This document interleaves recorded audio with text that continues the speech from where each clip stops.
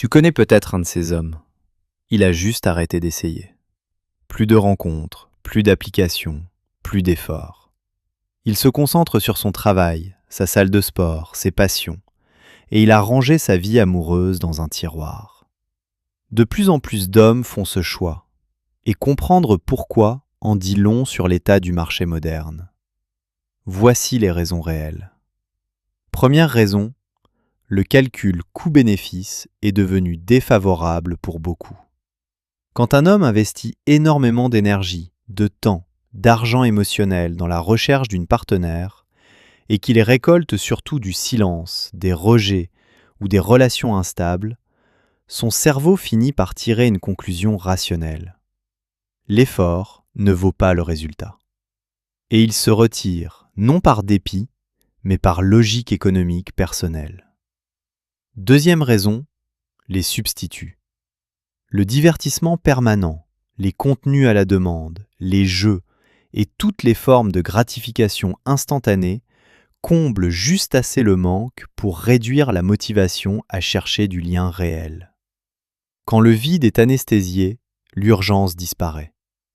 Troisième raison, la peur des conséquences. Une partie des hommes observe les risques modernes d'une relation ou d'un mariage, notamment financiers en cas de séparation, et conclut que l'engagement est devenu trop risqué pour le bénéfice espéré. Que ce calcul soit juste ou exagéré, il influence réellement les comportements. La conséquence sociétale est lourde. Un nombre croissant d'hommes désengagés du marché amoureux, ça veut dire moins de couples, moins de familles, plus de solitude et une fracture qui s'élargit entre les sexes. Mais voici la nuance que je veux que tu retiennes. Se retirer du marché pour travailler sur soi, temporairement, c'est sain et même recommandé.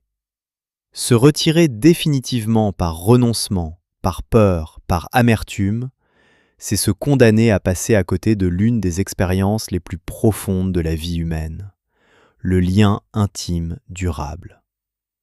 La vérité utile. Le bon retrait est stratégique et temporaire.